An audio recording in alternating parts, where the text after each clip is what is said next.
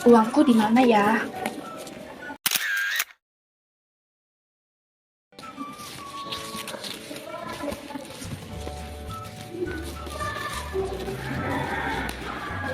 Pasti itu uangku ya. Nih, uangku saya. Kenapa kak uangmu hilang kak? Atau jangan-jangan aku pakai isi pelis? Makanya punya pengeluaran tuh dicatat. Caranya gimana? Mau tahu caranya? Yuk belajar akuntansi. Yuk.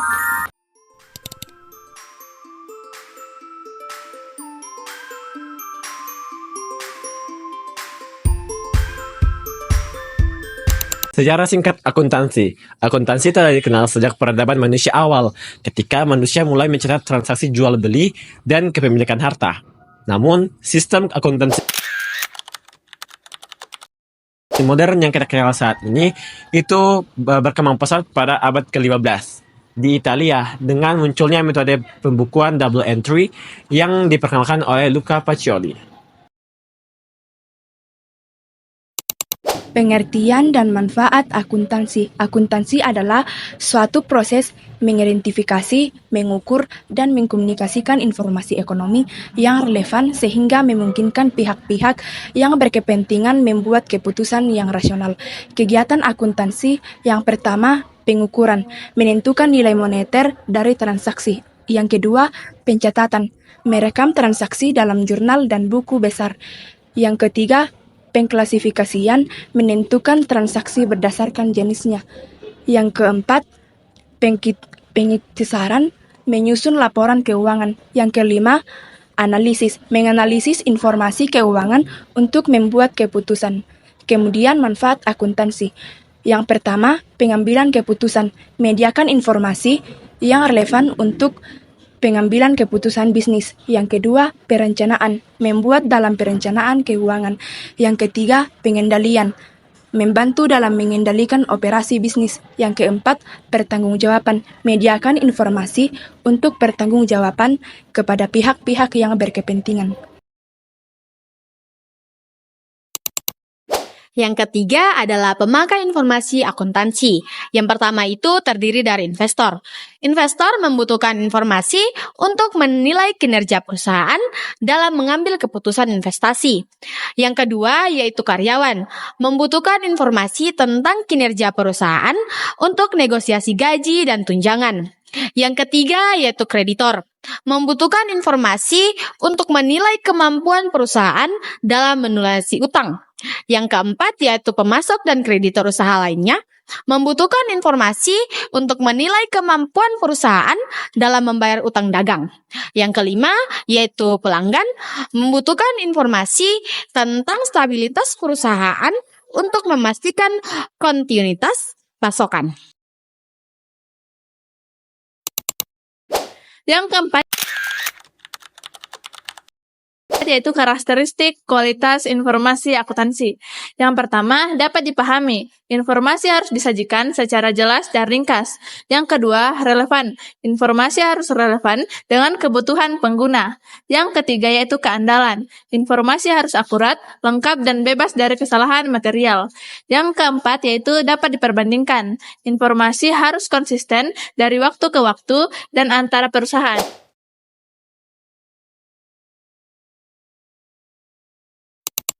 Yang selanjutnya yaitu prinsip dasar akuntansi.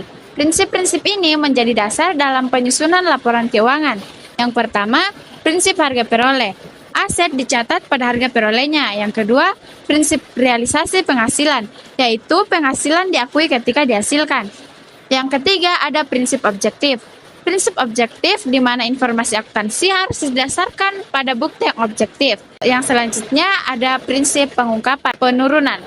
Pengungkapan penurunan ini yaitu penurunan nilai aset harus diakui. Yang selanjutnya ada prinsip konsistensi.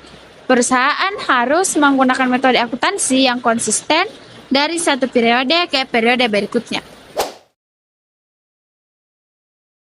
Yang berikutnya ada bidang-bidang akuntansi. Yang pertama ada akuntansi keuangan. Akuntansi keuangan menyediakan informasi tentang pengguna eksternal. Yang kedua ada akuntansi biaya, menghitung biaya produksi dan memberikan informasi untuk pengambilan keputusan manajemen. Yang ketiga ada akuntansi manajemen. Akuntansi manajemen ini menyediakan informasi untuk manajemen internal. Yang selanjutnya ada akuntansi pemeriksaan. Akuntansi pemeriksaan ini melakukan audit terhadap laporan keuangan. Yang selanjutnya ada akuntansi perpajakan. Akuntansi perpajakan ini mengelola aspek perpajakan dalam entitas bisnis. Yang selanjutnya ada akuntansi internasional. Akuntansi internasional ini menerapkan standar akuntansi internasional. Yang selanjutnya ada akuntansi lembaga nirlaba. Akuntansi lembaga nirlaba ini mengelola keuangan organisasi nirlaba. Yang selanjutnya ada akuntansi anggaran. Akuntansi anggaran menyusun dan mengevaluasi anggaran. Kemudian yang selanjutnya ada akuntansi sektor publik, mengelola keuangan entitas sektor publik, dan yang terakhir ada akuntansi pemerintahan. Akuntansi pemerintahan mengelola keuangan pemerintah.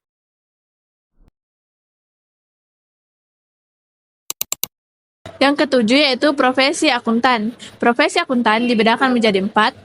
Yang pertama yaitu akuntan perusahaan, bekerja di dalam perusahaan untuk mengelola akuntansi perusahaan. Yang kedua yaitu akuntan publik. Akuntan publik menyediakan jasa audit, pajak, dan konsultasi. Yang ketiga yaitu akuntan pemerintah, bekerja di instansi pemerintah untuk mengelola keuangan. Yang keempat yaitu akuntan pendidik, seorang akuntan yang bertugas mengajar di perguruan tinggi atau lembaga pelatihan. Tugas utamanya adalah mentransfer seluruh ilmu pengetahuan akuntansi kepada mahasiswa atau peserta pelatihan.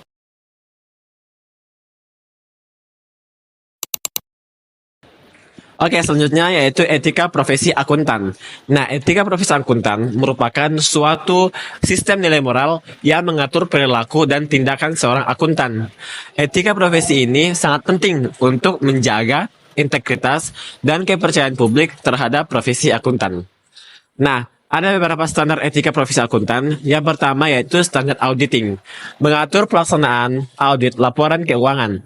Standar ini memastikan bahwa audit dilakukan dengan cara yang independen, objektif, dan sesuai dengan standar profesional. Yang kedua yaitu standar atestasi, mengatur pelaksanaan jasa atestasi lainnya selain audit seperti review dan agreed upon producer. Nah, yang ketiga yaitu jasa akuntansi dan review, mengatur pelaksanaan jasa akuntansi dan review seperti kompilasi laporan keuangan dan review laporan keuangan interim.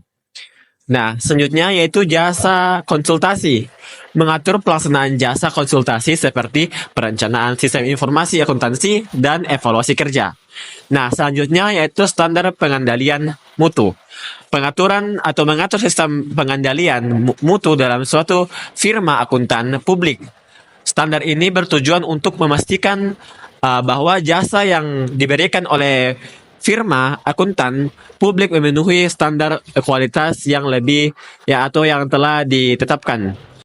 Itu standar jasa kompartemen akuntan publik, mengatur jasa-jasa khusus yang diberikan oleh akuntan publik seperti evaluasi bisnis dan jasa aktuaria.